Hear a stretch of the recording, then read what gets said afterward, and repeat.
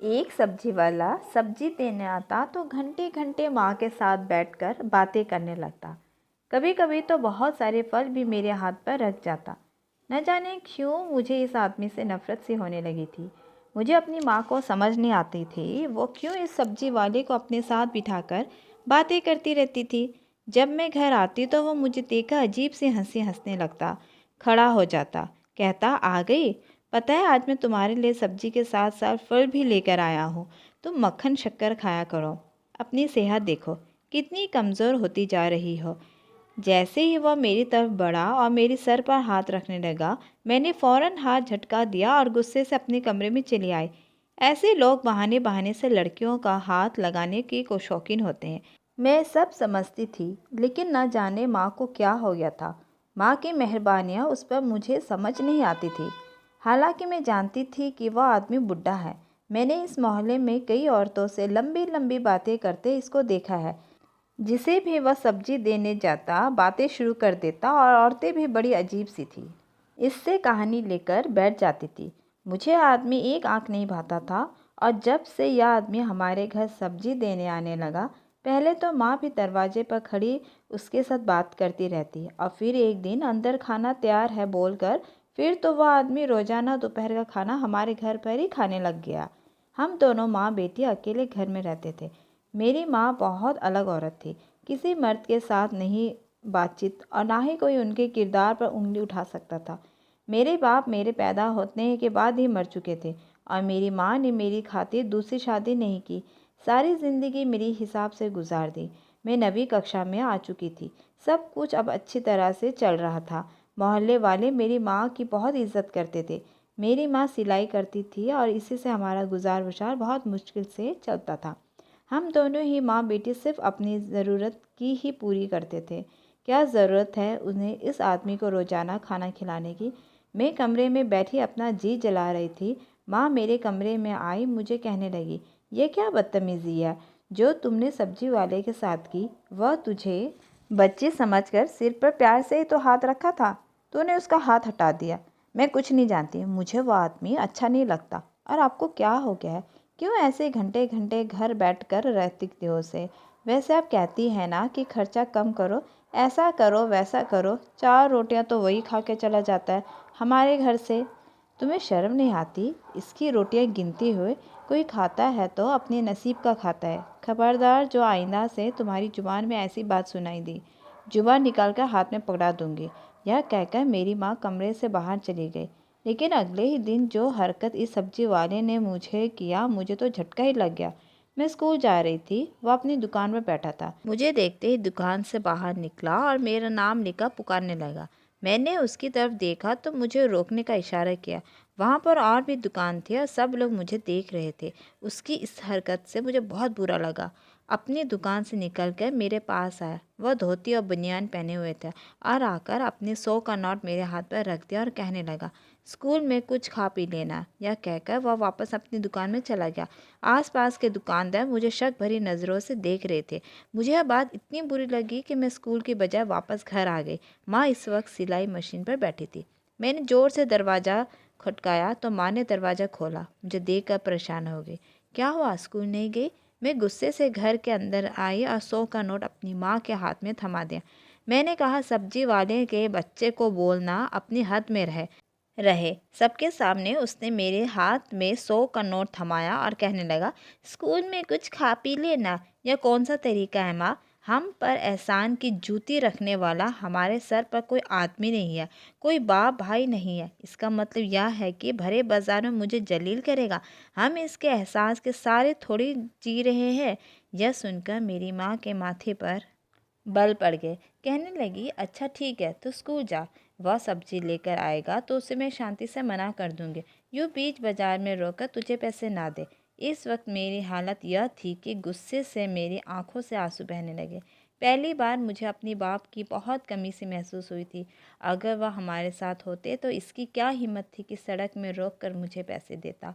देखने वाले क्या सोचेंगे न जाने, क्यों मुझे ऐसा पैसा दे रहा है कि हम लोग बहुत गरीब हैं।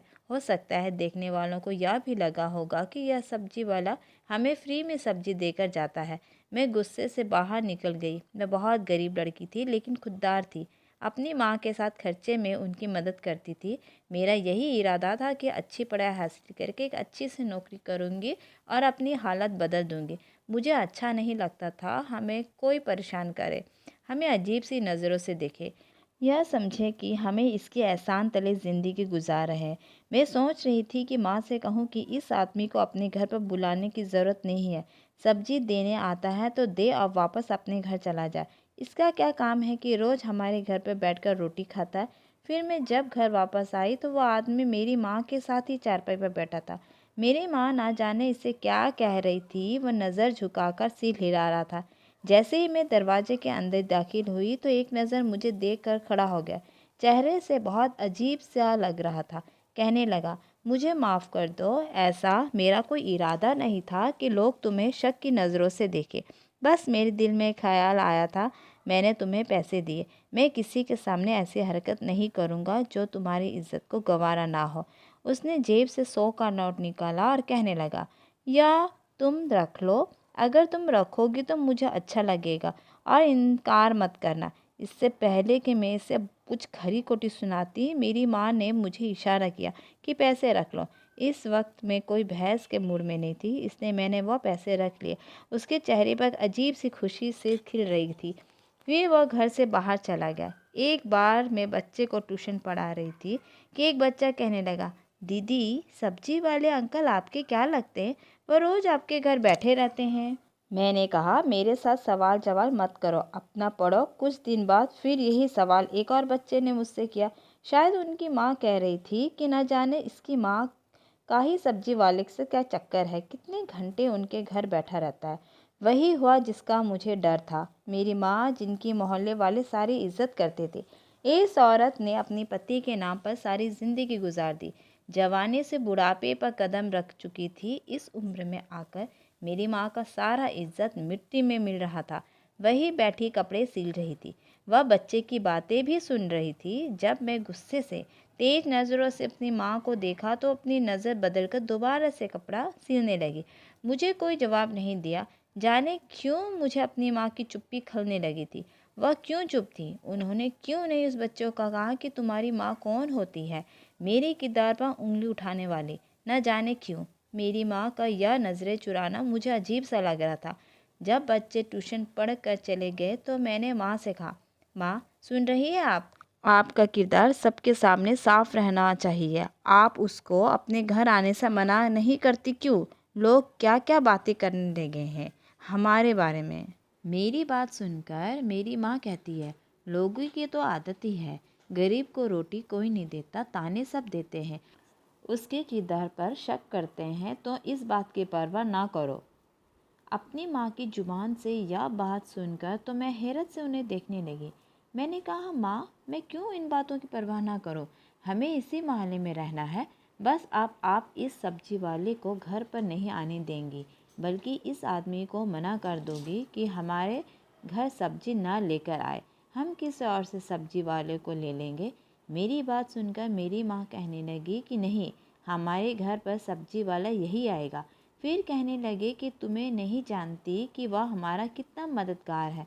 मैं उसे आने से नहीं रोक सकती, तुम मेरी भी मजबूरी समझो। यह सुनकर मुझे हैरत हुई थी। मेरी माँ की ऐसी कौन सी मजबूरी थी कि वह सब्जी वाले को रोक नहीं सकती थी, और वह कौन से एहसान उन पर कर रहा था। मैंने माँ से कहा कि वह मुझे हर बात सच बताए। लो, मेरी माँ कहने लगी, वह मैं तुम्हें नहीं बता सकती। यह कहकर वह दोबारा कपड़े सिलने लगी। मुझे अपनी माँ की इस खामोशी पर गुस्सा आने लगा था। मैंने अपनी माँ को उनके हाल पर छोड़ दिया, क्योंकि वह मेरी किसी बात पर भी एक कान नहीं सुन रही थी। उन्हीं दिनों एक बार मैं स्कूल जा रही थी, मेरे पीछे एक मोहल्ले का आवारा लड़का पड़ गया। वह बार बार मुझ पर अजीब सी निगाहों से देख रहा था। कभी मेरे पीछे सीटी मारना शुरू कर देता, कभी मेरे बराबर चलने लगता। लेकिन अभी अगर मैं कुछ कहती तो मेरा अपना ही तमाशा गले में लग जाता। जैसे ही मैं सब्जी वाली दुकान के पास से गुजरी और इस लड़की की हरकत उस सब्जी वाले ने देखी तो गुस्से से लाल पीला हो गया। अपनी दुकान से बाहर निकला और उस लड़के को हाथ से पकड़कर 2-4 हाथ उसके मुंह में मार दिया। वह लड़का तो बौखला सा रह गया था। सब्जी वाला इस लड़के से कहने लगा, तेरी इतनी हिम्मत कैसी हुई इस लड़की को कुछ कहने की, इस लड़की को सीटी मारने की, मैं तेरा मुंह तोड़ दूंगा। वहाँ पर बहुत से लोग इकट्ठा हो गए। मेरा तो जैसा एक तमाशा ही लग गया था। वह सब्जी वाला काबू में नहीं आ रहा था, इस लड़के को मारे ही जा रहा था। इस लड़के ने भी अब तो हाथ चलाना शुरू कर दिया। कहने लगा, ये तेरी क्या लगती है, तू कौन होता है मेरे मामले में बोलने वाला। यह लड़की मुझसे मोहब्बत करती है, मेरा इस लड़की के साथ चक्कर चल रहा है। सबके सामने इस लड़के ने भी साफ झूठ बोल दिया था। मेरा यह हाल था कि काटो तो खून भी ना निकले। मैंने कहा, मैं इसको नहीं जानती। सब्जी वाला कहने लगा, मैं जानता हूँ, यह लड़की ऐसी नहीं है। खबरदार, जो आज के बाद तुमने इस लड़की का आँख उठाकर भी देखा तो तुम्हारी आंखें निकाल लूँगा। आस-पास के लोग देखकर बड़े हैरत से मुझे देखने लगे, जैसे मेरा इस आदमी के साथ कोई रिश्ता हो। मैं इस सब्जी वाले की हरकत से बेहद परेशान होकर रह गई थी। अपने घर आई माँ से कहने लगी कि सब्जी वाले ने मेरा तमाशा बनाकर रख दिया है। मैंने सारी बात माँ को बताई तो माँ कहने लगी कि बाज़ार जा रही हूँ, मुझे देर हो जाएगी। सब्जी वाला आए तो सब्जी ले लेना। मुझे इस आदमी से नफ़रत सी हो गई थी। मैं इस आदमी की शक्ल तक देखना नहीं चाहती थी। इसलिए दोपहर का खाना बनाया और अपने कमरे में जाके बैठ गई। दरवाजे के पास में मैंने एक डोकची रख दी थी। मैंने दरवाज़ा हल्का सा खोल दिया था और सोचने लगी, वह आदमी आएगा तो अंदर से ही आवाज़ लगा दूंगी कि सब्जी बाहर ही रख जाए। अक्सर दोपहर को आता था, लेकिन आज शाम हो चुकी थी। मैं परेशान थी। रात हो गई थी, ना ही माँ आई थी और ना ही वह सब्जी वाला। अब मुझे फ़िक्र होने लगी, माँ कहीं सब्जी वाले के साथ भाग तो नहीं गई। मैं इस सब्जी वाले से नफ़रत करती हूँ, माँ को इससे शादी तो नहीं करने दूँगी। फिर मैं रोने लगी, नहीं, मुझे अपनी माँ के बारे में ऐसा नहीं सोचना चाहिए। जब उसने जवानी में शादी नहीं की तो इस उम्र में ऐसा कैसे करेगी। शाम के 8 बजे दरवाजे की दस्तक पर मैं दूर से ही पूछा कि कौन है। मैं, सब्जी वाला। सब्जी ले लो, मैंने कहा, दरवाजे पर रख दो। यह कहकर मैं अपने कमरे में चली आई। मुझे लगा वह सब्जी डालेगा और वापस चला जाएगा, क्योंकि मैं तो बाहर बैठी ही नहीं, किसके साथ बातें करता। लेकिन मेरी तो जान ही निकल गई थी जब मेरे कमरे का दरवाज़ा खुला और वह आदमी मेरे कमरे में दाखिल हुआ। उसे देखकर मैं डर गई, गुस्सा भी आने लगा। वह क्यों मेरे कमरे में आया था? मेरी जान निकल गई थी। उसने दरवाज़ा बंद करके कमरे की कुंडी लगा ली। मैंने कहा, खबरदार, जो तुम मेरे पास आए। वो कहने लगा, पहले मेरी बात सुनो। मैंने कहा, मुझे कुछ नहीं सुनना, जाओ यहाँ से, माँ अभी घर पर नहीं है। वह मेरे पास आकर खड़ा हो गया, कहने लगा कि तुम्हारी माँ घर पर नहीं है तो क्या हुआ है? तुझे मुझसे डरने की कोई ज़रूरत नहीं है। जो बात मैं तुमसे बताने वाला हूँ उसे ध्यान से सुनो। मुझे कहने लगा कि मैं तुम्हारा बाप हूँ। यह सुनकर तो मेरे होश ही उड़ गए। मैंने उसका गिरेबान पकड़ लिया। मैंने कहा, तुमने क्यों मेरी माँ से शादी की? कहाँ है मेरी माँ? शादी की मेरी बात सुनकर उसके नज़र झुका ली। जो गलती मैंने अतीत में की थी, मैं तुम्हारी माँ के साथ कभी भी शादी नहीं कर सकता। वह कहने लगा कि तुम्हारा बाप मरा नहीं है, तुम्हारी माँ विधवा भी नहीं है, तुम्हारा बाप इस वक्त तुम्हारे सामने खड़ा है, मैं तुम्हारा सगा बाप हूँ। फिर वह रोने लगा, कहने लगा कि मैं गुस्से का बहुत तेज़ था। मैंने ज़रा सी बात में तुम्हारी माँ को तलाक दे दी थी और ख़ुद उसे छोड़कर चला गया था। लेकिन उसके बाद मुझे अपनी गलती का पछतावा हुआ, क्योंकि मेरे पास कोई रास्ता ना था। कुछ साल मैं इधर उधर धक्के खाता रहा। उसके बाद जब मैं वापस आया, तुम्हारी माँ वहाँ से जा चुकी थी। मैंने ढूंढने की बहुत कोशिश की, लेकिन वह मुझे नहीं मिली।